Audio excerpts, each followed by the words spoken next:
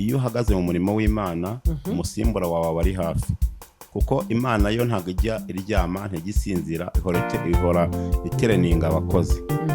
Ko uyugirije twigiye guhagarara turi muri korali yarigirije wanjye kandi yarigirije wanjye n'ubungubu umuririmbyi imwe aramusumira amukoza urutoki mu gahanga umwana ngo nkawe girija w'umutindi w'umukene utabasha kwikogesha shamburete muri Kigali, utabasha tuguze information utabasha kuzigura, ubundi uratugirije ngo uzatugeze hehe? Ukwiye kuva hano ukagenda ukajya za Nyakariri iyo ngiyo twumvise kandi naho waturutse ukajya ari kuba niho hagukwiriye hakwiriye abantu nkamwe, kuko ubugirije bwawe ni nk'ubwesiko. Mbona kubwira abantu baneza amatwi ko iyi Mana dusenga iriho kandi iraboneka, irafatika, ndetse ntabwo ivuga amasigara byicaro. Ijambo ivuze irarikurikirana kugeza igihe irisohoreje. Ubundi njya mbwira abantu nti birababaje kuba umuntu yabura isi akabura n'ijoro, ukabura umwuka wera, ukabura n'amafaranga. Nubura amafaranga uba ufite umwuka wera, uba ufite imbaraga z'Imana, uba ufite ijambo muri wowe. Rero byaba bibabaje kuba umuntu atari umukristo, ari umukene, atanafite Yesu. Buriya rero Imana nta soni ifite zo kwitwa Imana yacu. Nubwo waba ukenye, nubwo waba ufite ibibazo, iyi Mana ajyaga imbwira ko izama inzu ariko mba mu bukungu kandi ndibwa n'imbaraga sa, ariko Imana yarabikoze.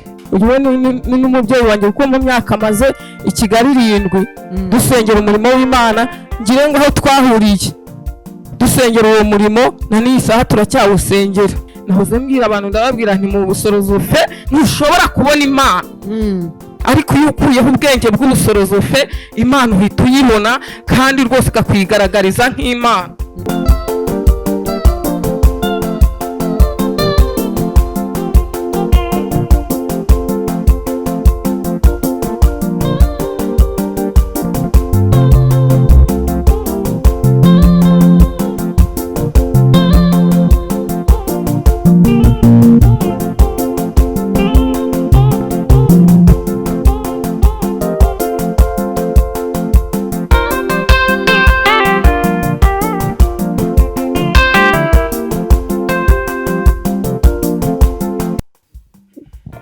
Bakunzi ba Nubu Biremera, mu yandi magambo n'izi saha tuvugana kano kanya kuri uyu munota n'amatsiyerise Imana irimo gukora imirimo n'ibitangaza. Mutumenyereye rero tuvuga ibiganiro bitandukanye, ndetse tukazana abaririmbyi bakaririmba tugahimbaza Imana. Turabizi ko mwagiye mubikunda, muri commentaire twagiye tubona mwandika yuko turi gukora kandi n'iki Imana yaduhamagariye. Uyu munsi rero ntibisanzwe, twasuye umuryango wabonye ukuboko kw'Imana. Reka nkubwire ngo hari igihe utungurwa ukabona imbaraga z'Imana, Imana igakora iby'ubwenge bwawe budatekereza, ndetse abantu babyumvise bagatungurwa. Rero tumaze iminsi dushakisha umuntu Imana yakora imirimo n'ibitangaza. Twahuye n'umugabo rero aduha ubuhamya in inbox. Uyu munsi rero turashaka noneho kugira ngo mubyiyumvire, mwumve aho Imana ikura umuntu n'aho imugeza, uburyo Imana ikora surprise abantu bagatangara. Twasuye umuryango rero w'uyu mugabo muri kubona kuri kamera wambaye umupira w'umutuku, akaba ari we nyiri uru rugo twajemo. Tuhageze bwije mwabibonye, reka tumuhe mikoro kugira ngo yibwire abadukurikiye, mumenye ngo tugiye kuganira nande. Tugwaye karibu papa. Murakoze cyane. Yego, ndabashimiye. Nitwa Nderabakura Joseph, umukozi w'Imana. Yego, Imana yahamagaye. Yego, kandi numva nyifitiye icyizere. Imana ishimwe kubw'ibyo igenda ikora n'imirimo itangaje ikora. Genda mbona ko Imana iri mu ruhande rwanjye. Imana ishimwe. Ndi umugabo rero, ndubatse nk'uko nabivuze, mfite umugore n'abana 4. Hanyuma nkorera umurimo w'Imana mu itorero ry'ahantu hitwa Imasizi, muri Remera ni paruwasi. Yego. Hanyuma nanjye rero nk'uko mukomeje kubibona nuko mukomeje kubyumva no kubivugaho, nabonye ukuboko kw'Imana. Wabonye ukuboko kw'Imana. Turaza kugenda tubigarukaho. Mwabyumvise ko ari nyiri urugo turimo kuganira, ariko turi kumwe n'undi mugabo uri iburyo bwawe, nawe twamusaba akibwira abadukurikiye kugira ngo tuze kuganira tuziranye twese. Karibu papa. Murakoze cyane. Yego. Nitwa Maurice Uwihanganye, ndi umugabo ndubatse, mfite umudamu umwe n'abana 5. Ndi umukristo muri paruwasi ya Remera ADPR itorero rya Masizi, niho nkorera umurimo w'Imana. Ndi umuririmbyi w'uwo mudugudu, nkaba ndirimba muri korali yaho ya mbere yitwa Ubushake bw'Imana, habe nanjye muyobozi wayo. Biro nasuye ni umutoza w'iyo korali, mu mvugo z'abanyamahanga ni dirija wa korali Ubushake bw'Imana. Murakoze. Murumva rero ko ntabwo bisanzwe turi kumwe n'abagabo b'Imana, turi kumwe na perezida wa korali, tukaba turi kumwe na dirija. Aba bagabo rero badufitiye ibintu bidasanzwe, ariko kugira ngo tuze kubiganira tubanze dusenga Imana, ibintu byose tubishyire mu biganza by'Imana kugira ngo tuze gukomeza ikiganiro. Imana ndizera ko iri kumwe natwe. Reka twakire nyir'urugo n'ubundi watwakiriye akaduha ikaze, yadufashe neza, ntabwo twabashije kubishyira kuri kamera ariko ibintu byari bimeze neza. Reka tumuhe rero umwanya asenge, hanyuma tuganire. Karibu. Mana, turagushimiye, izina rya Yesu Kristo. uri Imana yo kubahwa, Haleluya. kandi uri Imana yo gushimwa. Jesus. Dawidi yaranditse aravuga ngo nibutse iminsi ya kera, Haleluya. ntekereje imirimo y'intoke zawe mwami, kuramburira amaboko. Nanjye nkuramburiye amaboko kubw'imirimo itangaje wakoze. Amen. Izina ryawe nirishimwe. Turagushimiye kuri Imana ishyira mu gaciro, kandi uri Imana ihesha umuntu agaciro. Izina ryawe nirihimbazwe. Twari kure y'amasezerano, ariko ku bwa Yesu twigijwe hafi. Icyubahiro n'ikibi cyawe mwami, kuko uvuga bikaba kandi wategeka bigakomera. Iyo ukinze urugi ntawe urukingura, kandi urukinguye ntawe ubasha kurukinga. Ndagushimiye ko hari inzugi z'imiringa wamenaguye kugira ngo tugire ubuzima. Icyubahiro n'ikibi cyawe, dufashe twese n'abagiye kumva iki kiganiro, uduhere umugisha hamwe mu izina rya Yesu. Amen. Amen. Hanyuma rero twabakiriye kandi twabashimiye ko mwemeye ko turi bubaganirize nk'ikinyamakuru cyacu, mukatwemerera kugira ngo twamamaze ubwami bw'Imana. Imana ibaho umugisha. Hanyuma intego rero nyamukuru yatuzanye hano, dufite amakuru y'uko uwitwa perezida yahaye dirija inzu. Abadukurikira bayibonye, nubwo twahageze bwije, ariko twagerageje gufataho gato ubwiza bw'inzu twayibonye. Turibaza, ibi bintu koko biracyabaho? Hari n'umuntu udukurikiye baza koko umuntu bamuha inzu atayiguze, atatanze amafaranga. Turagira ngo mu ncamake tuze kubanza tuganirize dirija, uduhe isura y'ubuzima bwawe mbere y'uko uhabwa inzu. Ubundi byagenze gute? Ni iki cyabaye? Turagira ngo ubwire abantu witonze, ubwire abantu inkuru y'ubuzima bwawe, kugira ngo abantu baze kumva imirimo Imana ikora. Uyu munsi hari umuntu wiganyira, hari umuntu mu buzima bugoye, hari umuntu wibaza atari koko nanjye nabona igitangaza, kuko nanjye Imana yansura. Ese Imana yankura muri ubu buzima ndimo? Ndagira ngo utangire utuganiza kugira ngo tuze kwinjira neza ku nyirizina, ku cyatuzanye. Tuguhaye umwanya. Murakoze cyane. Ngewe mubona navukiye mu karere ka Ngororero, ahantu bita i Gatumba, ubwo ni mu murenge wa Gatumba. Ahangaha ndi uyu munsi, aho kamera yasanze cyangwa ikinyamakuru cyasanze ntabwo ariho iwacu. Navukiye aho ngaho mu Ngororero, mu murenge wa Gatumba. Igihe kiza kugera nza kuhimuka, nyura ahantu bita i Rwamagana, aho bakunda kwita Nyakariro.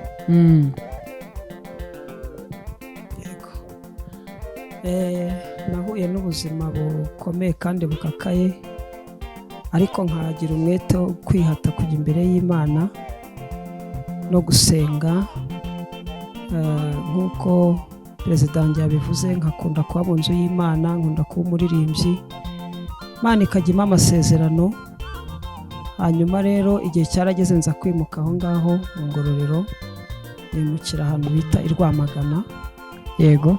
Mageze rero ndahaba naho amamara imyaka 2, nkomeza guhura n'ubuzima bukakaye. Ubwo ni ukuvuga ngo uva mu Ngororero ukajya kuba i Rwamagana, wari kumwe na famiye watubwiye cyangwa wari ukiri umusore? Nari ndi kumwe n'umugore, dufite abana 2. Yego. Hanyuma i Rwamagana twaje kuhabyarira undi mwana. Mwagiye i Rwamagana mufite abana 2. Abana 2. twarahabaye rero tuhabyarira undi mwana, ariko tugeze i Kigali ubuzima bw'umwana wanjye nabwo burarangira. ubwo muvuye i Rwamagana muje tuje i Kigali. Tuhageze rero uwo mwana aza gupfa, ariko Imana ikomeza kudushumbusha. Ubu dufite abana 4. yego. Kigali rero twarahageze. Kigali tuhaza nta kintu dufite, ariko dufite nzayimana. Dufite ko Imana izatugirira neza. yego. Nkomeza kuhaba, ubuzima bubanza kwanga, mbanza kuba ahantu bita Ikami.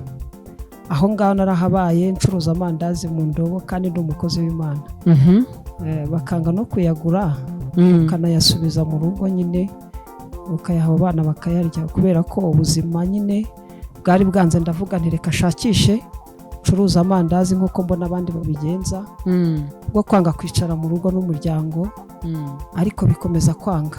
Nza kuva Ikami rero nza mu Masizi, ahangaha ikinyamakuru cyadusanze. yego. Nuko njya muri korali yitwa Ubushake bw'Imana, kandi Imana yari imbwiye iti jya muri iyo korali, niho nzaguhera umugisha. Imana dusenga iravuga. Amen. Kandi iravuga ikanakora, ntabwo ivuga gusa. Mbonera kubwira abantu baneza amatwi ko iyi Mana dusenga iriho kandi iraboneka, irafatika, ndetse ntabwo ivuga amasigara byicaro. Ijambo ivuze irarikurikirana kugeza igihe irisohoreje. Amen. Rero muri ubwo buzima bwose, mu gucuruza amandazi, mu kugenda nkatana amandazi mu ndobo, Imana yakomezaga kuvugana nanjye. Nza muri iyo korali rero, Imana imbwiye ngo jya muri iyo korali, nzayiguheramo umugisha. Ndakora ikorali nyimazemo imyaka 6, kandi Imana ikomeza kuvugana nanjye. Muri urwo kwimuka rero, Imana yajyaga imbwira iti nzakugirira neza, nzabana nawe, nzagufasha, nzagushyigikira.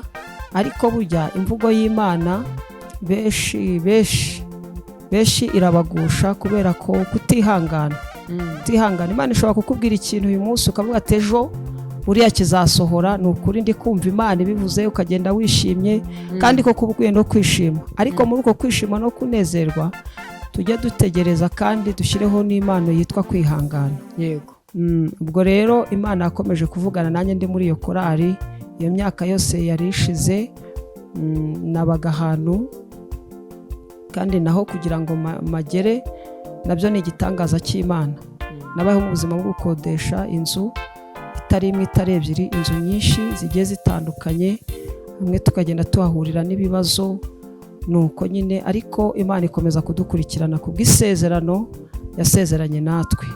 Wenda tutaragera aho ngaho uri muri korali, yego, watubwiye ko uvuye i Rwamagana uje aho ngaho Ikami.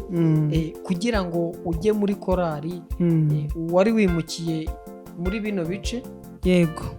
Hanyuma kugira ngo ujye muri korali, waragiye wakumuhamagara nk'ibisanzwe, cyangwa se wari usanzwe uri umukozi w'Imana wenda uririmba ufite impano? Kuno tubona abantu bafite impano, amakorali akabarukita, kandi turabona ufite impano, ngwino.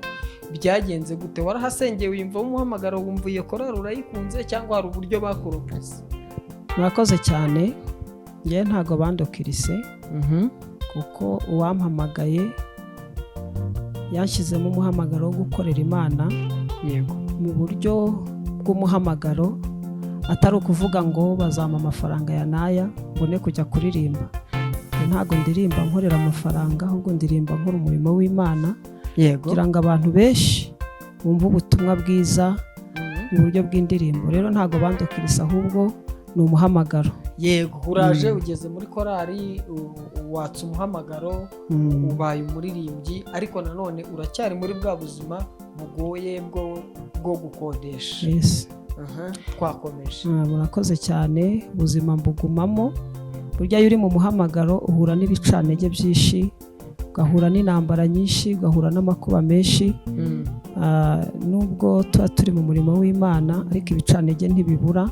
Ngera muri iyo korali imeze gutyo, ndi umukene, nta kintu mfite, ipantaro kuyibona ari ibibazo, inkweto zarahengamye, ariko nkomeza gukorera Imana, nkomeza kubana n'Imana, nkomeza kugendana n'Imana, ndihangana, ndakomera. Bamwe bakavuga bati ugomba gusubira iyo wavuye kutuyobora. Urumva uje kuyobora korali, uri umunyacyaro. wabaye ukigera muri korari uhita uyobora se, wamaze nk'igihe kingana iki kugira ngo bagutore? Murakoze cyane. Burya umuhamagaro si ikintu, umuhamagaro kandi ntabwo ureba akavukire. Nta nubwo unareba ngo wenda uyu muntu afite akazi se, aratuye se, afite icyerekezo se, reka data. Umuhamagaro nyine ni umuhamagaro. Iyo ufite umuhamagaro rero, hari n'igihe muri uwo muhamagaro Imana iguhisha. Imana iguhisha, ubwo rero nanjye Imana yarampishe, bahita banturira kuba dirija wa korari. Yego. Ikomeje waraciyemo nk'igihe kingana iki? Ndumva nta gihe cyaciyemo, n'amezi 2. Reka da. Nahise mba dirija wa korari nta mezi 2. Ni ukuri, kuko ibintu mvuga niko kuri. Yego. Kubera ko n'ubundi naho nari mvuye nari ndi umuyobozi wa korari, nubwo byari bimeze gutyo. Buriya rero Imana nta soni ifite zo kwitwa Imana yacu. Imana ishimwe. Nubwo waba ukenye, nubwo waba ufite ibibazo. Nta mezi 2 rero yashize bantura kuba dirija wa korari ubushake bw'Imana, ariko ufite nzayimana. Yego. Mba hafi y'Imana, senga Imana, ubutayu nkabujyamo, ibyumba nkabijyamo, urumva mbega ngashaka Imana. Muri njya mbwira abantu nti birababaje kuba umuntu yabura isi akabura n'ijoro, ukabura umwuka wera, ukabura n'amafaranga. Nubura amafaranga uba ufite umwuka wera, uba ufite imbaraga z'Imana, uba ufite ijambo muri wowe. Rero byaba bibabaje kuba umuntu atari umukristo, ari umukene, atanafite Yesu, ukabura isi ukabura n'ijoro. Ngewe rero nahisemo kimwe, ndavuga nti byose biranyobeye. Ndi gucuruza amandazi nkabona nagenda, nacuruje ibintu byinshi bitandukanye, byose bigapfa, bikananirana, bikanga, ariko mbona ko nta handi ubuzima nabukura keretse mu Mana. Nihata kujya imbere y'Imana rero ndasenga, Imana ingabiza umurimo wayo. Undi dirija wa korari, kandi ubwo nakodeshaga cyangwa nanyuraga muri izo nzira zose, nkakomeza nkabana n'Imana. Nyuma yaho rero ndi gukodesha bincanze muri corona, muri covid. Muzi ko habaho ikintu cya covid, abantu bagataha bakajya mu wenda tutarasimbukira aho ngaho muri covid, uraza kunyihanganira ku kurogoya. Turimo kuganira tutari twagera muri covid. Reka tuze gusangira ijambo na perezida wa korari, noneho atubwire nk'umuntu wayoboye korari, mugize gutya mubona umuntu araje kugira ngo uyu mugabo abe dirija wa korari mu gihe cy'amezi 2, byari bimeze gute? Sa n'uduha iyo shusho kugira ngo n'abadukurikiye tubashe kubasangiza nyine ibyo bihe. Ni gute umuntu aza muri korari nyuma y'amezi 2 akaba bayidirije? Murakoze cyane. Ibintu by'Imana bitandukanye n'iby'abantu bakora. Yego. Cyangwa se bavuga. Umuhamagaro wo mu murimo w'Imana utandukanye no kujya mu kazi bwabwiraga. Impamvu rero ibyo byabayeho ni uko ubundi muri uyu murimo w'Imana njya nkunda kubwira abo dukorana umurimo ko uko umuntu ahagaze umusimbura waba ari bugufi bwe. Ako kantu uko umuntu iyo uhagaze mu murimo w'Imana, umusimbura wawe aba ari hafi, kuko Imana yo ntabwo ijya iryama, ntigisinzira, ihora itereninga abakozi. Rero impamvu ihora itereninga abakozi bivuga ngo uriya ni pasiteri ashaka kujya mu bintu byanjye, agatambikamo ibirenge, bigatereninga uzagusimbura akakuba hafi kugira ngo nukuramo ibirenge ahita hajya mu wundi kugira ngo umurimo w'Imana udashoma. Bishatse kuvuga ngo ibintu by'Imana bimeze nk'abakinnyi b'umupira. Uri umukinnyi arimo akina, umutoza arimo bo birashoboka bijya bigera bo abasimbura bakarangira, ariko Imana ntabwo ijya irangiza abasimbura. Bitandukanye n'ibyo abakinnyi b'umupira, ni umwihariko wayo, kandi nibwo bumana bwayo. Niba ndi perezida wa korari uyu munsi, ngomba kubikora mbitinya, kubera yuko umusimbura wanjye bari kumbyika. Ndamutse nkuyemo ikirenge gato nkashaka kwishongora ku Mana cyangwa kwereka ko ari njye ugize umurimo wayo, irampegeka, agahita hinjiramo undi yubahisha kugira ngo icyubahiro cyawe yahakanye ko itazagisangira n'undi, ukava mu murongo hakinjiramo undi. Iyo iraguhigika kugira ngo udashaka kwiharira icyubahiro cyayo, kandi icyubahiro cyayo yahakanye ko nta muntu bazagisangira. Rero yaje muri korari, ayigezemo yari ifite abandi bayobozi, ariko batangira kugira ibintu by'umurimo w'Imana nk'ibyabo. Habaho guhimana muri korari, bavuga ngo ntibagishaka kugirija korari, bagishaka kuyobora korari, bakuramo ibirenge. Bakuyemo ibirenge, abarimbyi biba ngombwa ko bashaka undi muntu wahagara mu cyuho cya dirija cyangwa se dirijante wari uyoboye korali. Rero barebye ku muntu umaze iminsi arepetana nabo babona n'umuhamagaro wari umurimo, kuko umuhamagaro w'Imana wo uraka ukigaragaza hakiri kare, bahita bamugira icyizere atorerwa kuyobora umwanya w'ubudirija bwakora ubushake bw'Imana. Imana ishimwe. Bakunzi badukurikiye rero, reka tubabwire ngo Imana nta kiheraho, abantu bagira imibare ariko Imana yo ikora mu gihe cyayo. Hanyuma dirija twagarutse, wari ugeze aho kutubwira ibya kovide. Nuko kovide birabaye, uri dirija wa korali. Ubwo kovide yabaye umaze imyaka ingahe muri korali? Murakoze cyane, nari mazemo imyaka 5. Imyaka 5. Hanyuma nk'uko perezida wanjye abivuze, uriya muririmbyi aririmbye abangura ava mu murongo harinjiramo undi. Nanjye ubwo nyine nahise njya muri uwo murongo wo kuyobora, ariko nari mfite nzayimana. Ubundi ntiwayobora nta nzayimana ngo bikunde. Ariko hari akantu wakomeje kuvuga nzayimana ukurikiye ku kantu kanza, wasa n'ugasobanuraho gato. Hari nk'umuntu uvuga ngo nzayimana akaba atazi n'ibyo ari byo. Abantu benshi ibi bintu ntabwo babiha agaciro, ariko nzayimana irakora kandi nzayimana irarinda. Ushobora gusenga umeze nabi, ufite ibibazo bikomeye, wenda urwaye, ukenye, ushonje, wabuze icyo urya, wabuze umwambaro, Imana ikakubwira iti nzakwambika, nzagukiza, nzakugirira neza, nzakubakira, nzagutabara. Mbega iyo ni nzayimana. Wayumvishije ukayikurikirana, ni ukuri harimo ikintu gifatika. Yego. Ubwo rero nibyo twari tugezeho bya kovide iraza. Muzi ko abantu bagiye bataha bakava muri uyu mujyi bakajya mu byaro n'amaguru. Hari n'abagiye bagira ibibazo, ugasanga ntibanageze iwabo kubera ko nyine bagiye basa n'abacika. Bamwe bagatwarwa n'amazi, twagiye tubyumva mu makuru, cyangwa bagahura n'ibindi bibazo. Ariko ndashima Imana ko muri kovide Imana yabanye nanjye. Muri kovide rero nakodeshaga inzu y'icyumba kimwe na salo. Iyo nzu yari irimo byose, yari irimo icyumba cy'abana, aho tubika amasafuriya, aho tubika ibyo kurya. Mbega ugasanga ni inzu ntoya ku buryo wanayinjiragamo ukumva uri gushya rwose, kubera ko hariho n'icyokere, kandi abantu birirwa mu nzu batanasohoka. Byari ibibazo cyane. Uyu mugabo rero, dadi wanjye twicaranye, ni papa wanjye, niko mwita kandi niko biri, ko ibyo yagiye akora ni byinshi. Ubwo ngeze kuri gahunda itwicaje hano, uburyo Imana yamukoresheje ibintu by'ubutwari. Saho gusa rero, wenda mbere yuko nza kuva muri iyo nzu y'icyumba kimwe, yakomeje kunkurikirana. Iyo nzu y'icyumba kimwe wayibanagamo n'umugore n'abana 4. Ari icyumba na salo. Ubwo rero urumva ko ari ukwiyeranja, ariko Imana yabanye natwe muri icyo cyumba kimwe na salo, ikomeza kudukurikirana. Aho rero nari dirija wa korali, uyu nawe ari perezida wa korali, ariko yakomezaga kunkurikirana, agakurikirana ubuzima bwanjye.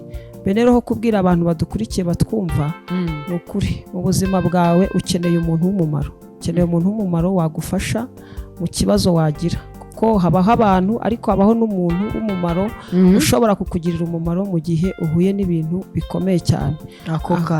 Aho rero niho yansanze, akomeza kunkurikirana. Urumva nta kazi mfite, akazi mfite no gukorera Imana, ariko akareba ukuntu nkora n'ukuntu nitangira umurimo w'Imana nasiba. Niko kazi, kudirija niko kazi nakoraga, kuko nta kindi kintu nakoraga. Urumva muri kovide yikubisemo, nta kazi, nta mafaranga, akomeza kunkurikirana no kuntunga, akatugaburira, akaduha ibyo kurya, imyambaro yacu twebwe abakuru ndetse n'abana. Agerageza kudukurikira ku buryo nta cyuho muri korali cyagaragaraga ko meze nk'umuntu udafite akazi. Ahubwo abantu bakibaza bati, mbese uriya muntu ko tubona ahora aza muri korali no mu rusengero, akura hehe ibyo kumufasha? Ariko burya nzayimana irakora, kandi iyo wabanye n'Imana ntabwo iguteza abantu. Imana ishimwe. Rero muri iyo nzu y'icyumba kimwe yaje kumbwira ati, uri mu nzu y'icyumba kimwe na salo, ariko nayo ntushoboye kuyishyura. Kandi koko byari bimaze kwanga. Ariko hari inzu ufite, hari umuvandimwe ufite inzu ituzuye, ituzuye wayijyamo kubwo kuyiberamo ukagenda ukayibamo. Yari inzu nini cyane ya konoshi ifite ibyumba bigera muri 6 ndetse na salo ariko bidakinze, amadirishya, inzugi byose bidakinze. Arambwira ati iyo nzu wayijyamo ukiyeranja rwose ukayibamo, aho kugira ngo tuzakubone bagusohoye mu nzu izina ry'Imana rigaseba. Genda rero uyijyemo. Nanjye ndayemera njyamo. Ni inzira ahantu bita ku Gikumba, ariko iyo nzu nayo nayigiriyemo umugisha w'Imana.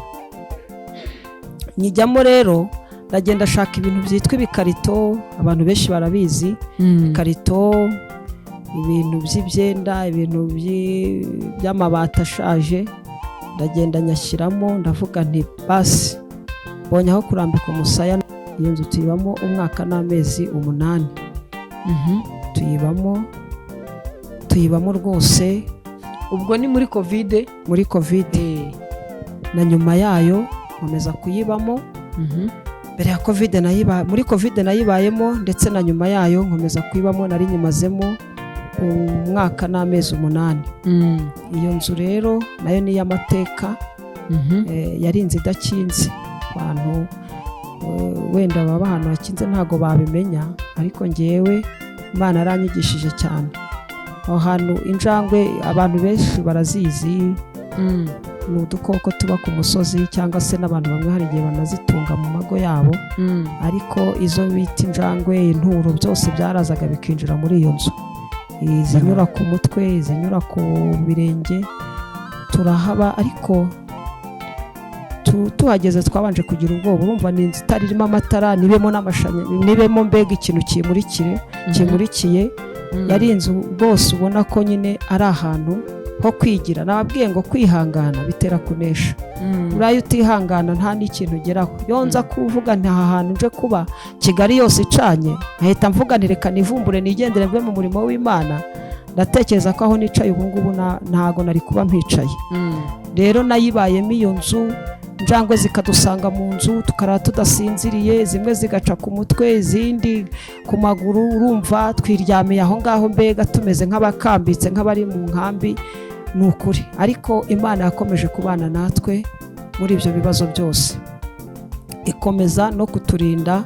Ntihagira umwana wanjye urwara ngo ajye mu bitaro agumemo. Imana ikomeza kuturengera. Rero twabonyemo ukuboko kw'Imana. Yego. Hanyuma mukiri muri iyo nzu, ubuzima bugoye, murarana n'injangwe zirimo zisimbuka. Ese wararyamaga ugasinzira uzi neza ko iyo nzu wagira ngo yari ifite ibyumba? Yari ifite ibyumba 6 na korodoro na salo, ndetse n'utundi twumba turi ku ruhande ukuntu. Ese ni irihe tandukaniro ry'icyumba na salo gifite urugi, gifite n'aho kuryama harimo n'icyunzu, noneho ugeze mu nzu ifite ibyumba byinshi ariko nanone idakinze? Yego. Ni irihe tandukaniro ry'ayo mazu? Urakoze cyane. Burya inzu nk'iyo ngiyo idakinze nta mutekano uba ufite wuzuye. Wenda ku bantu bakuru, urumva niba uri umugabo n'umugore ukaba uri mu nzu idakinze, urumva muri make ni ibintu byo gupfundikanya. Ubundi inzu iyo yuzuye igirwa no kuba ikinze, ariko kubera ko itari ikinze nyine ntiyari yuzuye. Zari inzugi z'inyuma nazo zitarimo ibirahure, hagati nta nzugi zirimo. Urumva rero imbeho yarazaga ikadukubita, nyine tukihangana tukaba tutireka twihangane kuko dufite nzayimana. Imana niyo izadukura aha hantu. Ubwo rero dukomeza gutegereza. Itandukaniro rero ririmo ni uko umuntu ashobora kujya mu nzu ikinze agakinga, niba ari ibyo akora akabikora, niba ari ukwambara akambara, niba ari ukugira gute byose. Ariko inzu idakinze urumva nyine nawe haba wumva bikujenye cyane. Yego. Ubwo twakomeje noneho aho twari tugeze. Yego. Amaherezo yo kuba muri iyo nzu idakinze uyimazemo umwaka urenga n'amezi 8. N'amezi 8. Hanyuma muri iyo minsi se hari abaririmbyi ba korali bagusuraga, wakiraga abashyitsi, byagendaga gute? Urakoze cyane. Burya buri muntu wese, cyangwa Yesu navuze ngo nimwe mwagumanye nanjye mu byo nageragejwemo byose. hari abaririmbyi buriya bakunda umuntu ari nta n'icyo afite, bakavuga bati reka turebe aho mwene data ari. Ni ukuri abaririmbyi bagiye bansura, ni ahantu ku musozi muremure cyane, ariko bagiye baza mu rugo, ariko iyo nzu njya no kuyijyamo Imana arambwiye ati ngiye kuguha inzu, ariko inzu nguhaye ni nini. Njye ubwo nahise numva ko ari inzu nyine nziza ya hano i Kigali, irimo amashanyarazi, irimo inzugi, ariko irambwira ngo inzu nguhaye niyo gusengeramo. Aho hantu rero twagiye tuhasengera Imana cyane, nayo Imana yambwiriye ko nzava muri iyo nzu njya mu yanjye. yego Urumva nagiye ngira abashyitsi, ariko cyane cyane babaga ari abashyitsi baje kwisengera ngo dusenge Imana, ko ubuzima bwacu twebwe njye n'umuryango wanjye ni ubuzima bwo gusenga. Ubwo rero bagiye bansura tukaganira, ariko tukanasenga, Imana ikavuga iti nzakuvana muri iyi nzu kujyana mu yawe. Rero urumva ko abantu baransuye. hanyuma tukiri aho turaza gusangira ijambo na perezida, hanyuma atubwire mu ncamake ubwo buzima dirija ahantu hadakinze. Urumva ko wari wamugiriye neza, uravuga uti nyamuna karenzi y'umuvandimwe waba uhikinze. Muri we wari ufite ibihe bitekerezo nka perezida wakora, uzi neza ko dirija wawe wenda ari ahantu hadakinze, byari bimeze biti? Murakoze cyane. Nari mbizi iyo nzu impamvu nta kibazo yari inteje ni uko ntabwo Imana ari kuhasebera. Yabaye muri iyo nzu y'icyumba na salo, kandi inzu y'icyumba na salo ntabwo, nubwo ayita inzu y'icyumba na salo, ni nka shamburete, kuko n'icyumba ubwandu cyari gihagije na salo yayo ntiyari ihagije. Urumva salo yari igikoni, ikaba dushe, ikaba no kwicaramo, ikaba naho kubika ibintu n'abana barimo barara. Ntabwo yari inzu, ariko ikeneye amafaranga. Kandi urabizi ko byaciye no ku maradiyo kenshi mu gihe cya covid ko ba nyiri mazu bihinduka bapangayo babirukana amafaranga. Mbona rero aho kugira isaha n'isaha bazamusohora mu nzu bamwirukane, nk'umuyobozi uyobora korali deja y'i Kigali, nsanga tuzaseba. Nta bundi bushobozi nanjye nari mfite ku baririmbyi banjye cyangwa abaririmbyi tubana mu murimo. Ngize amahirwe rero umuvandimwe umwe ufite iyo nzu arambwira ati ko inzu yanjye iri hariya ahantu ku ishyamba, ni ahantu ku ishyamba, washatse umuntu uyiha akayiberamo ku buntu, icye gusa ubukode ntabwo umwaka, azajya nsabira umugisha gusa akamenya n'isuku yayo. Numva ngejeje nese, numva ko ari igisubizo cy'Imana. Yego. Yaramaze iminsi nyirinza amubwiye ngakira amafaranga y'inzu ngo cyangwa musohokere mu nzu, twahora nkasanga ari kuzera arakora indi nzu yo kubamo, arakora amafaranga. Mpita numva ari igisubizo kirabonetse. Namuhamagaye saa 3 z'ijoro, namubwira ni ko hari umuntu umbwiye ngo afite inzu yo kubamo kiri aha n'aha, wayisuye mu gitondo ukayireba, hatagira undi muntu uyijyamo ukayiberamo, ko aho kugira ngo ugume muri iyo ngiyo Imana ihasebere. Aramfasha byumva vuba, byukajyayo arayisura. Mu gihe nyirinza ari kumbaza ngo wabonye wa muntu, ubwo muhamagaye tambwira ati ahubwo nge nagezeyo, nagiye kuyisura, natangiye gushaka ibintu byo gukinga mu nzugi, ndayijyamo nta kibazo. Rero iyo nzu nge yaje ari nk'igisubizo cy'Imana, kuko nanjye wamusuyeyo bwa mbere ngahamusanga, ndamugana kandi iyi nzu ni nanjye wamubwiye ijambo nti hari igihe Imana yazagutungura hano igahita igutuza i Kigali mu yawe. Ubu ngubu Imana nuko ikora, ireba kuba ugiye kuba mu nzu none ntawe ukwirukana. Yego. Nshimira Imana yamurindiye muri iyo nzu rero, kuko icya mbere arinze ayivamo, nyirayo nyir'ubwite nyine kuyubaka yahaje rimwe yitembera aje kureba nk'aho yashyize umutungo we. Nta kumubaza ngo inzu yanjye, nta kumubaza ngo bimeze bite, oya.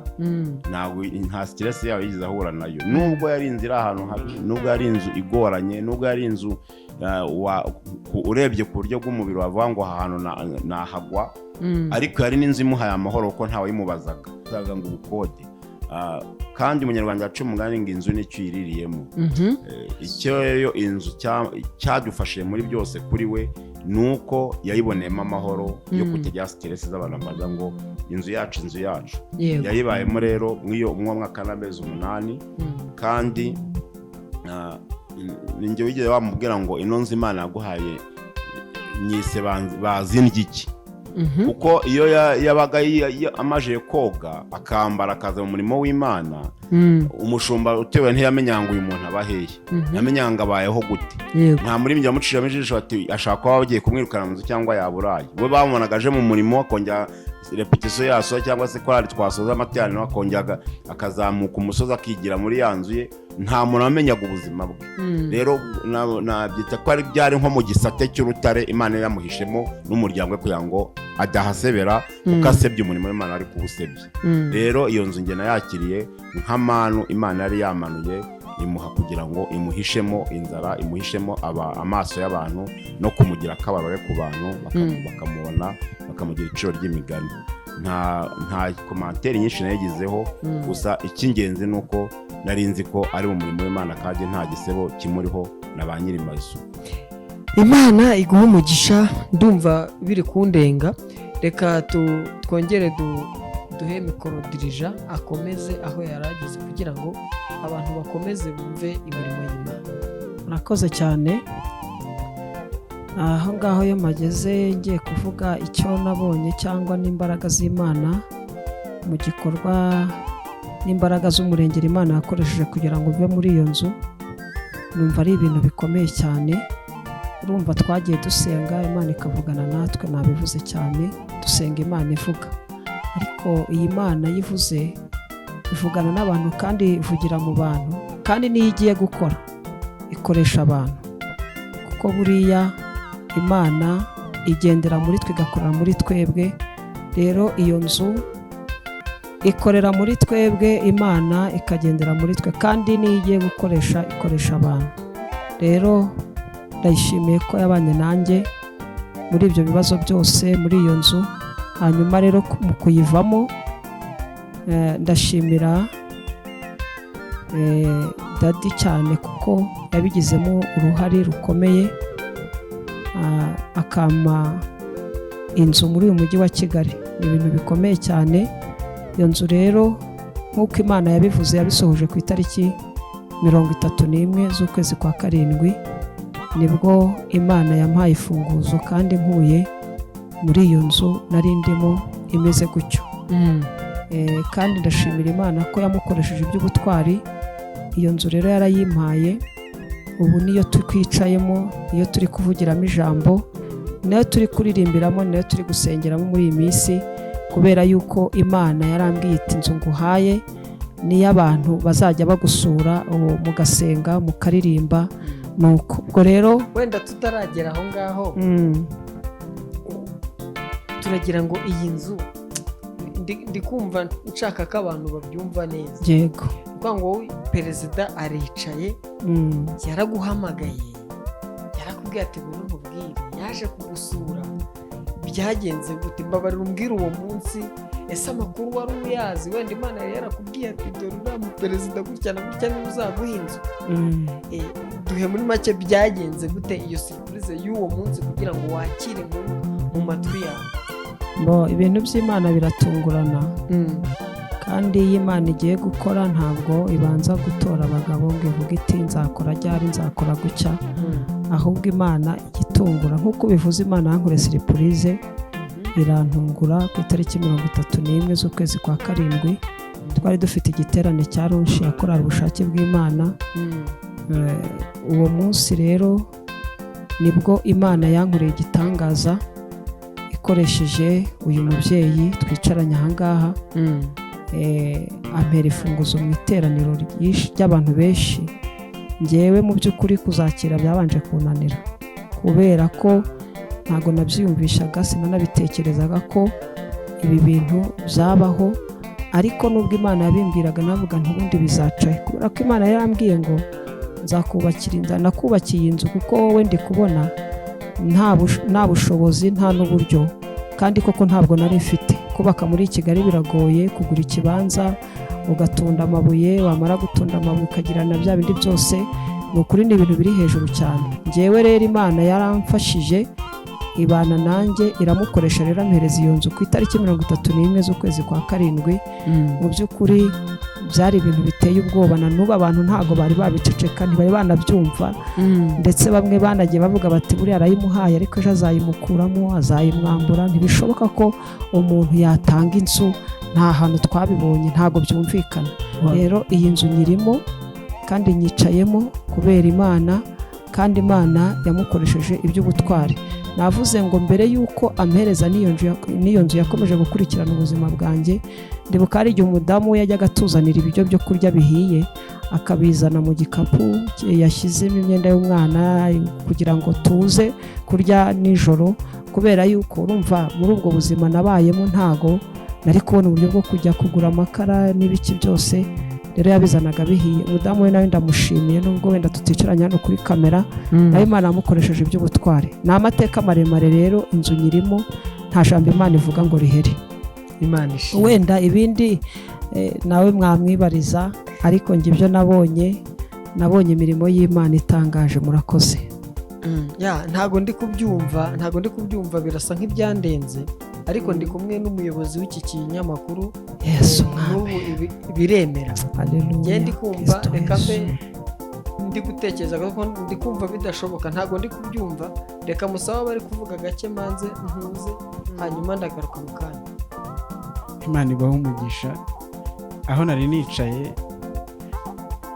mu by'ukuri mu bari bahari, ni ibintu bitangaje. Ariko ikintu nibaza, nk'umuntu nka perezida nyirizina babanaga akamenya ubuzima bwe, ese turabaza perezida, nta na rimwe yaba yarigeze amwibira ibanga amubwira ngo dore iteye irangi ryiza, ino nzu ndi kuyibona, njye ubwanjye ndimo kuyibonera ino nzu, murabona ko imeze neza, mu by'ukuri irimo parafu igezweho y'icyerekezo.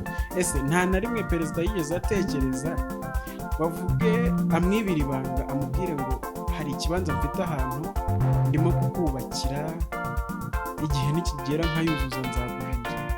Kandi ese nta banga yaba yaramwibiye nyuma mbere y'uko biba? urakoze cyane.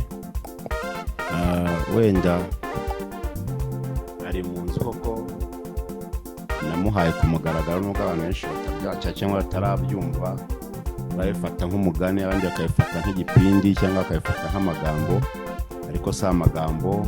Wowe nk'umuyobozi w'ikinyamakuru wari unahari, iterane ryabereyemo, njyewe hari impamvu nakoze ibi. Icya mbere, uyu murimo w'Imana ndi gukora wo kuyobora abaririmbyi, nawujemo nk'ukuwe mu muriro. Imana ntagakiza irangingabiza umurimo wayo. Icyo mpa agaciro cya mbere nuko Imana yampamagaye, yamara kumpamagara ikantoranya, ikangira icyizere cyo kuyobora umurimo wayo. Rero njya gukora ibi ngibi, hari ubuzima nari naciyemo bugoye kandi bukakaye, butuma aho nari ntunze mbere mpagurisha, njya mu bukode kugira ngo nshake icyatuma ntunga umuryango. Bihita mbiciro ry'imigani n'abantu bafata famiye yanjye bahindura nk'igicibwa, ko ntazongera gutunga inzu hano muri Kigali, ko ngiye kwangarana n'abana. Numvisha abantu bavuze amagambo menshi, rero byatumye nanjye nshaka Imana. Mbwira Imana nakoze ibi ngibi kubera ko nanga ko umuryango wanjye usebera i Kigali, nkasabiriza. Nyemera ni wongera kumpa inzu i Kigali, ukereka abantu ko ari wo mpaye inzu. Nanjye nzakora uko nshoboye kose nkubakira inzu muri Kigali ngo utuzemo. Njye nahize umuhigo nk'uwo Dawidi yahize, kuko njye n'ubuhamya bwanjye bwinshi mu murimo w'Imana, njya nsoma inkuru za Dawidi nkasanga nagiye nca mu mayira nk'ayi. Mbwira Imana naho nanjye ko nzayubakira inzu. Byaje kugira igihe biba ngombwa ko n'umurimo w'Imana muri korali, kubera ubushomeri nari ndimo, kubera ubukene nari ndimo, kubera intambara zo mu murimo w'Imana zihoramo ari nyinshi, abantu basunika abandi, nza guhagarika kwa hariho imyaka 4. Noneho bihuzwa nuko ngiye mu bukode, arangaye ntazongera gutura muri Kigali, kandi ntazongera no kwitwa umuririmbyi bitewe n'ubuzima nari ndimo.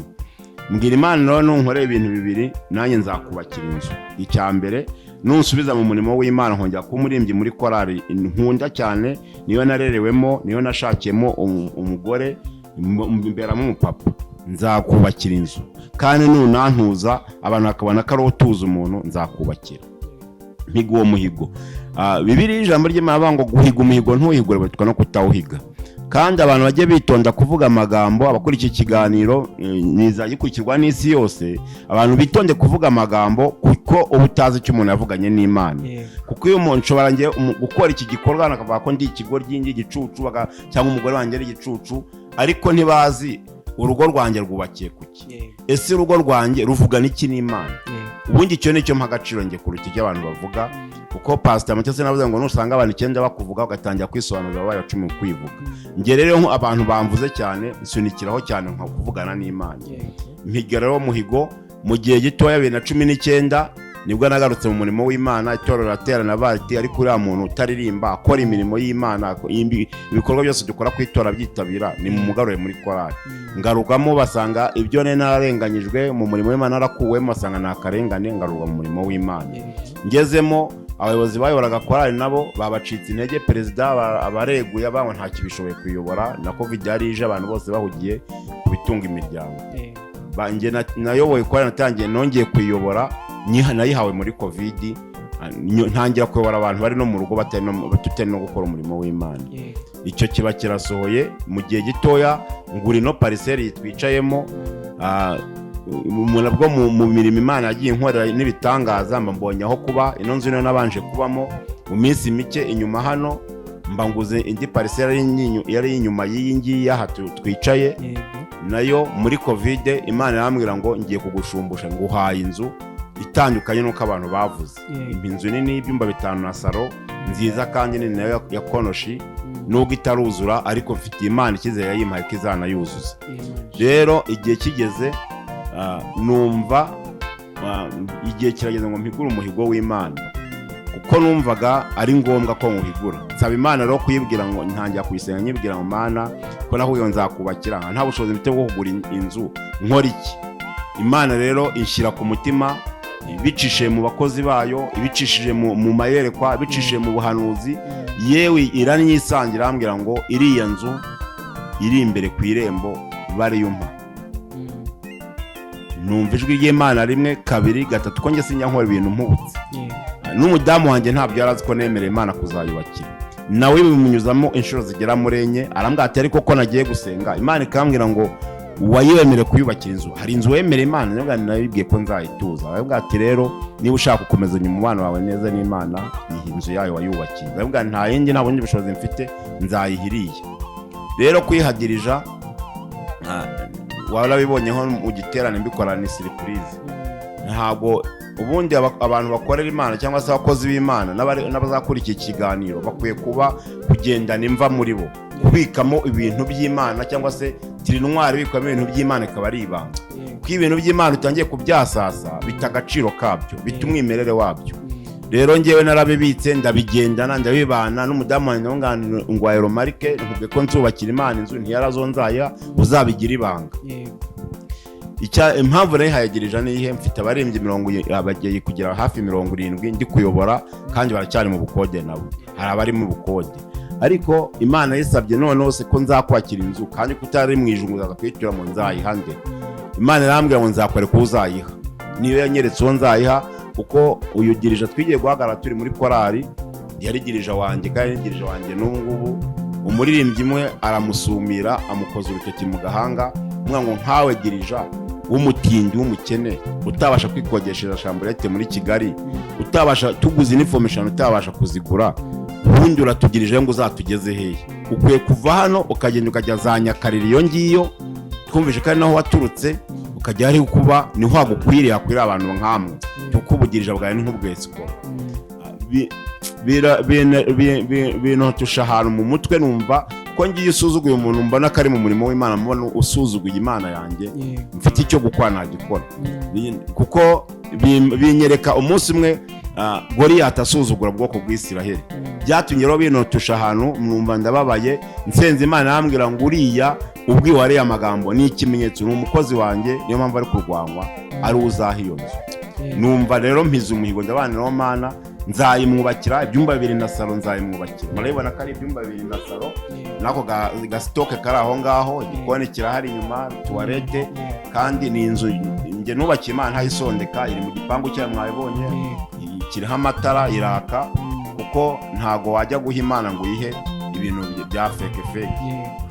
rero igihe ndabibika muri ngewe nkomeza kubisengera Imana. Kiriya giterane twageze cya ronci ni nabwo Imana ko iyo yari yarampaye kondisiyo ngo uzabikore mu ruhame wereka abantu ko untuje, ngo nuntuza mu ruhame nanjye nzabyakira mu ruhame ko ubikoze wahize umuhigo ukawuhiguye. Nawuhize mu ibanga, ariko Imana ntabwo ikora ibintu byose mu ibanga, igihe igashyira ku karubanda. Igihe kigeze rero wa munsi wa ronci nibwo nagombaga guhigura uwo muhigo, kuko sinagombaga no kuwurenza.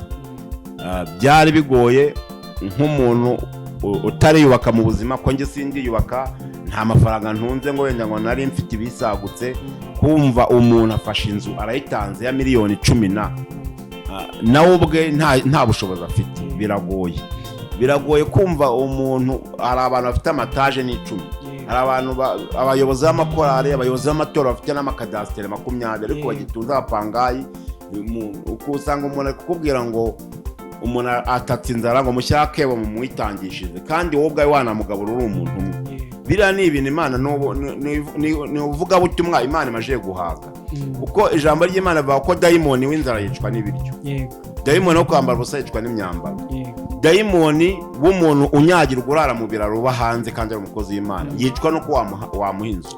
Ugiye kwitangishiriza umuntu inzu, utanze 20,000 ngo nanjye ntanze 20,000 ngo ngazagura inzu. 20,000 ko bitaguze n'ibati muri Kigali, 20,000 byamara iki? Rero nabishyize ku mugaragaro, mbwira Imana ngo njyewe ndashaka gukora ikintu numvaga mfite intego nk'iya Dawidi, n'abantu ndashaka gukorera ikintu ntigeze mwivuga ubutumwa amazemo iminsi, mu gakiza amazemo ibi nakoze ntawe nabibonye. Bane njye ndashaka gukorera ikintu ntigeze mbona nabandi bazavuye ngo narabiganye. Niyo mpamvu nafashe iyi nzu, iki gipangu, nkavuga ngo gihaye dirija korali. Biragoye ubundi abadukurikira barabizi, kubona dirija na perezida bahuza biragoye. Mwivuga mu makorali biragoye, harimo n'intambara nyinshi, kuko ni ahantu uyu murimo dukora n'uwo Satani yakoze mu ijuru. Rero ni mpamvu anaturwaye. Dirija na perezida guhuza 95% ntibahuza, ariko ngewe numva kugeza uyu munsi ndashimira Imana ko ni dirija icyambere uri mu mwuka w'Imana. Ninabwiye Imana ngo korali yacu ndashaka uzayihadirija wuzura umwuka wera, ni dirija wuzura umwuka wera, itorero ryose rigahaguruka, abakristo bose akabati kabisa dore dirija wuzura umwuka wera. Numvaga nshaka icyo nicyo cyambere. Icya kabiri numvaga nshaka dirija wihangana, kuko muri mbyo yamugaye ayo magambo nari nzi ko bagiye kurwana, kuko hari igihe bavuga ngo kamere ngo ntipfa ngaho irasinzira, ariko uyu we yarapfuye. Kuko icyo yamushubije yese amureba aramubwira ngo yamuvuze mu izina singivuze hano kuri kamera, aravuga ngo runa ngo urakoze, aramushimira gusa. Ibyo ni ibintu bifite abarokore bacya muri iki gihe, numva nabuzo n'izindi mbuto mbonye. Rero dirija wanjye kumuha iyi nzu n'umuryango we ngo bawuturemo ntabwo ari ikintu narabivuze mu giterane bazakurikira ibiganiro byacu ku macano birimo gucaho. Naravuze ngo ni inzu nyihaye Yesu, kandi Yesu nawe yatoranyije uza kuba mu nzu ye, aje gutura mu kwa Yesu. Aha twicaye twese ni mu kw'Imana, ubatuye mu kw'Imana, najya agenda najya aryama ajye yizigura ko atuye mu kw'Imana, ntizavuga ngo sohoka. Kandi ntabwo ari igipindi. Muri iyi minsi yagiye kureba umutekinisiye, ari gushaka umutekinisiye ngo aze kumusaturira, kuko hafatanya naho ntuye, ubutaka bwe buba bumwanditseho we n'umuryango we, buve kuri njye ngumana ubwanjye. Tukiri aho tutarajya kure, mu by'ukuri hari ukuntu ushobora kugira umuryango, murimo mutwibwira, mwatubwiye ko mufite umugore n'abana 5. Biragoye cyane kubyumvisha abantu barimo bakurikira ino video, barimo bakurikira uru rubuga. Biragoye cyane ko umuntu yiyumvisha ukuntu wicaye we n'umudamu wawe mukajya inama uburyo mwafata ino nzu ihenze cyane. Njye nayigeze inyuma, abatangiye kureba ino video bayibonye, ni konoshi nziza iteye amarange meza. Biragoye uburyo wabihuriyeho n'umudamu wawe mukabihuza. Ese nta n'umwe muri mwe wigeze atabyumva neza? Se mwabyumvikanye muti? Urakoze cyane. Njye migumigo nabize ndi umwe, ndi njyenyine, muhigana n'Imana yanjye, umuryango wanjye nawe uri mu kaga, uvugwa amagambo menshi ko azapfa wongeye kuva mu bukode. Mpiga uwo muhigo rero, kandi ikindi n'umurimo w'Imana ntari ndimo, numvaga ari njye ubangamiwe cyane, kuko ibitwara abagabo muri Kigali ni byinshi, ibituma abagabo barangara ni byinshi, ibituma bagwa ni byinshi. Numvaga korari ngiye yarangeze kuva ndi umwana, numvaga korari ari bwo buzima bwanjye, mpiga umuhigo ndi umwe, sigarana icyifuzo maje kuwuhigwa, sigarana icyifuzo kivuga ngo Mana, inzu ndayibonye kubamo n'indi ku ruhande, iyi ngiyi niyo yatwinjirizaga byatunga abana, ndayibonye, ariko kugira ngo nzayiguhe uzasanga umugore rero yabibwiwe n'Imana inshuro z'Imana, kuko urugo rwacu rwubakiye gusenga kandi rwubakiye mu kubaha Imana. Nshimira Imana ko yampaye umugore, niyo yamunshakiye, impa umugore uyubaha kandi uzi imvugo yayo, niyo yamwisangiye, iramwiganiriza 1, 2, 3, ku gakana ngo bwira umugabo wawe ahigura umuhigo yampigiye wo kunyubakira inzu. Rero ibintu byamaje gushyirwa mu rutoki rw'Imana, niyo waza uringe ntabwo wabivuguruza. Rero njye nari mfite umuhigo nahigiye Imana, cyari gisigaye no guhigura, cyo gisigaye nanone ni ukugira ngo umugore abyemere, ntabwo nari kubimwemeza. Iyo mbivuga gutya ngo sheri ngiranzu tuzayitanga, ntabwo ari kubyakira, ariko yavuganye n'Imana, kuko we arayubaha 100%, ni ubuhamya mutangira, ntabwo ari amagambo, asenga Imana kandi akayubaha. Yaje wanyisera ati sheri, aho kuyanga Imana ejo ugende ikwice, uhure n'ikibazo untana abana, wayihaye inzu wayemereye, ko Imana yambwiye ngo ari inzu wayemereye, wayihaye kugira ngo ejo uzadusige, ko ibintu Imana ari ibiduha izaduha n'ibindi. Ambwira iryo jambo rimwe turi muri korari, ndi umuyobozi wa korari yonegirija, ni nawe abarembyi bagira icyizere madamu wanjye ko ari uyobora ibikorwa by'amasengesho byose bijyanye na korari, ni uyobora amasengesho ya korari. Dutumira umushyitsi, twese yari umushyitsi kuri twega, kihagera ahita bone nice byari ninjoro, arambwira ngo wa mugabo we bite, ni byiza ko mbona ufite imfunguzo za Yesu, wazimuhaye niba ushaka umugisha wa Yesu. Haleluya. Arambwira ati nkomeze neza, nganirekeraho ngaho icyo ushaka kuvuganye nacyumvisha. Rero Imana irakora kandi igatanga n'ibimenyetso. Ibyo nakoze njya simbyicuza, n'umuryango wanjye nta commentaire tubyongeraho. Ikigamije nuko Kristo abona ko ibyo namubwiye nabikoze, nahize umuhigo nkawuhigura, kandi gifite agaciro ni umubano wanjye n'Imana yanjye. Nubwo abantu batanyemera, nubwo data na mama atamenya, nubwo imiryango itamenya, nubwo isi yose itamenya, ariko nkabanzwe n'Imana, ibyo birampagije. Barakoze cyane. Imana iguha umugisha. Biragoye kugira ngo abantu tubyumve, abantu barimo bareba babyiyumvishe, ni ikintu gikomeye. Umuntu agurira undi biryo, mbese ibitangwa ni byinshi, ariko kumva ko umuntu yahaye undi igipangu ni ikintu kigoye. Tugaruke kuri dirije aho gatoya. Nkanjye wari uhari, iyo mbivuga banumva ntari kugeza ahantu numva nshaka ko bigera, ariko mu makuru ahari ni uko perezida wa korari ukuboko kw'Imana, ubushake bw'Imana, biba uwo munsi, biba ngo nibwo abatanga ngo n'intebe zahise ziza, ngo n'ibiryo bihita biza, ngo na televiziyo ihita iza, ngo yewe ngo kugera ngo no ku marushe, ngo n'ibisorori byose biraza, ngo n'imyenda iraza. Ndagira ngo usobanurire abantu, ese izo ntebe zavuzwe nizo zizi ngizi turimo tureba nziza cyane za kwire zimeze neza? Ndagira ngo dusobanurire neza. Urakoze cyane, Imana ishimwe cyane. Hari umuntu ujya uvuga akavuga ngo Imana itanze agakobwa, itanga n'agakanzu kayo. Iyi Imana itanze agakobwa, itanga n'agakanzu kazakwira ako gakobwa kakaberwa. ahubwo njya ko nari nzi karavuga ngo yaremye ikijigo, ngo yaremye n'icyo kizahekera. Byose ni kimwe. Yego, Imana ishimwe. Dadi wanjye amaze kumpereza inzu, ndongera ndamushimiye, kandi n'ijuru rimumpera umugisha ukomeye cyane. Amen. Ko ibintu yakoze ntabwo ari abantu benshi.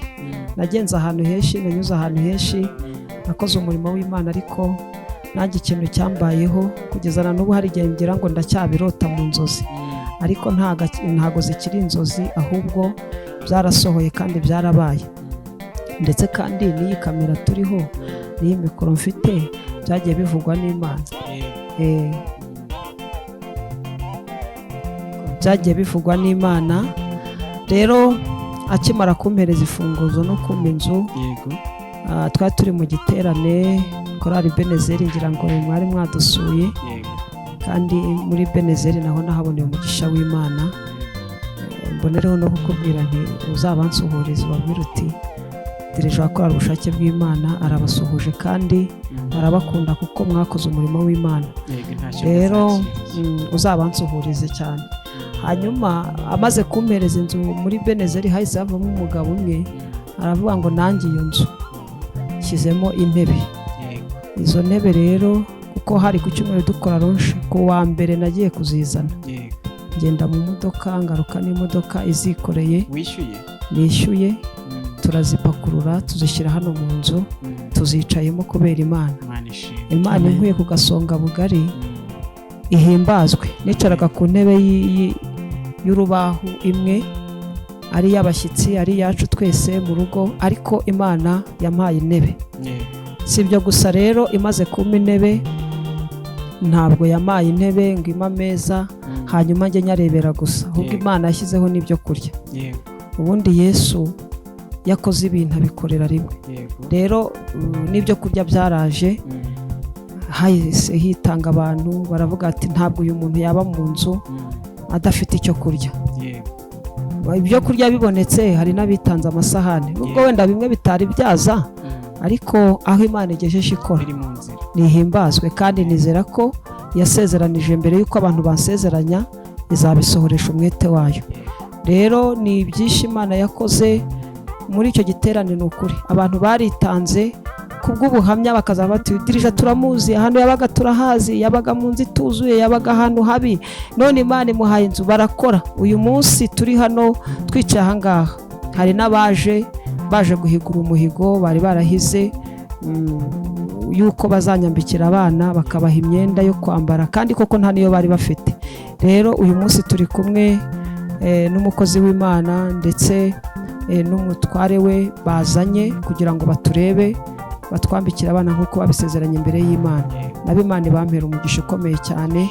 Niyo mpamvu bicaye hano kugira ngo wumve iki kiganiro. Ubundi ibi bintu najyaga mbibona kuri televiziyo nkavuga ariko ibi bintu ubundi bibaho, nkumva njye ntibibaho, nkumva ni ibishyitsi, nkumva nkabona abantu ngo bahawe ngo bafite njye rero wabimbwira bitewe n'umubaro nari niberemo, nkavuga ntiyo Mana nyine nsenga ariyo basenze nanjye izaza ibinyereka insange kuri tere inyereka ibi bintu niba bibaho nuko. Ariko ndashima Imana ko ibyo yakoze yabisohoresheje umwete wayo nuko byagenze. Muri ako kanya birimo biba niba ntibeshye turaza kwibukiranya, harimo umuntu umwe wahagurutse avuga ijambo aravuga ngo ndacuruza. Yego. Ngo mu bintu ncuruza nemeye kuzafatamo ikintu gihenze kirimo nkagiha uno muryango uhawe inzu. Yego. Ndagira ngo umare amatsiko abantu bari kuri kamera, ese icyo kintu ntabwo twamenye icyo kintu ni igiki, cyari igiki? Ubundi ni ibintu bibiri bihenze bavuze. Harimo imyenda y'umudamu. Umuntu umwe yemeye ngo ni bazeri ishenge, ntabwo nari nayibona. Ubwo wenda ninza nzayibona nyikubite n'ijisho mvuge nti iyi niyo bazeserishe bajyaga bavuga, ubwo nzayireba. Undi rero ndatekereza ko ni perezida wa korali Benezeri, nawe yemeye kuzama furate ivuye hanze mu Bushinwa. Ubwo rero ndacyabitegereje ntibiraza, ariko nzi ko bizaza kuko wabivuze nawe ni umuntu w'umugabo ntabwo yakwivuguruza. Muri make ibintu byatanzwe n'ibyinshi n'agasukari, yewe hari n'abamaye inyama uwo munsi ndirira, nta nubwo nari nanaziherutse, ariko kubera ko Imana yakoze ikinyuranyo igakora ibirenze ibyo dutekereza nazo zajemo. Uzi ko nanjye nagiye kuri busheri nkabona biremeye. Ukuri Imana ifite imbaraga. Ubundi hari igihe Imana igukora siripurize ukavuga ati ubanza ahari aribwo mbonye ibintu byiza. Ubundi twebwe Imana yajyaga ibwira umudamu wanjye ngo niyige guteka ngo amenye ukuntu agiye kujya ateka. Ubundi twari tumenyereye kwicanira inkwi z'inshari, zino nkwi batashya mu ishyamba tugateka ku nkwi, isafuriya zaracumbi. Ariko muri make aho tugereye muri iyi nzu natwe Imana yaduhaye amakara turanacana. Imana ishimwe. Wenda turi kugana ku musozo, njye ndi kumva namaze kubyumva, ariko birahambaye. Icyo twabwira abantu bakurikiye iki kinyamakuru nimba uzi kuri perezida wa korali cyangwa ukaba uri umuyobozi runaka, hari akantu perezida yavuze kankora ku mutima, ngo hari ibintu Imana yarambiwe. Sinzi ubwo butumwa nimba abantu babwumvise. Imana yarambiwe abantu bahereza Imana ibintu bidafatika, sibyo? Hano mufite amazu, nyabyita ivugabutumwa ry'amagambo cyangwa se ivugabutumwa rya ntacyo bimaze ryo kwiyemera gusa ngo abantu babone ko wakoze. Nimba wapanze guha Imana, hereza Imana ikintu gifatika. Nimba Imana yaraguhaye umugisha, irekure utange. Kandi ndahamya ko perezida wa korali uyu munsi, perezida ngenda gushimiye, sinari nkuzi nibwo bwa mbere mubonye, ariko Imana iguha umugisha. Kandi nta nubwo njye ndi kuwugusabira, ahubwo uwo mugabo niwe wawugusabira bigakunda hari. Ariko nanjye mu bushobozi bwanjye nk'umuntu, nanjye ngusabira umugisha. Bantu mukurikira iki kinyamakuru, mwandike kuri komanteri ibi bintu mubisangiza abantu, mukoresheya abantu be kujya bavuga ngo ibintu ngo byarabaye. Ari ukuntu umuntu agera akavuga Imana ngo ngiye ngo navuye aha ngo nakoze ibi n'ibi, abantu bakivuga imyato, bakivuga ibitangaza bakoze, ariko wacengera ugasanga ibyo bintu ntibifatika. Niyo mpamvu twaje aha ngaha kugira ngo tubikorera yiva abantu bagire gute, babibone bifite ibihamya byabereye mu giterane, mbonereho no kwamamaza iyi korali. Ntago yantumye, sinari nanayizi. Iyi korali ngo yitwa Ubushake bw'Imana. Ubushake bw'Imana. Mufite video? Mufite amajwi n'amashusho. Mugende bantu mukurikira amakorali, mugende kuri iyi korali, muyisure, muyirebe, murebe indirimbo zayo, muzisangize abantu. Nibiba ngombwa iyi korali, sinzi icyo navuga, ariko iyi korali natwe tuzaza kuyisura n'iki kinyamakuru turebe koko byandenze. Sinzi icyo ndi buvuge, ariko turi kugana ku musozo. Ndagira ngo perezida agire ubutumwa agenera abandi baperezida b'amakorali, gira ubutumwa ubaha, ndetse n'abandi bayobozi b'amadini muri rusange. Urakoze cyane, ndagushimiye. Nshimira n'Imana igikomeje kuturindira mu murimo wayo. Nabwira bagenzi banjye bayoboye amakorali, nabwira abayoboye amatorero muri rusange, n'umuyobozi wese ufite icyo ayoboye, icya mbere nuko akunda abayoboye. Kuko ikintu Imana igiye guhora abantu gikomeye ni intama yahaye kuyobora abantu uburyo kizikunzwe.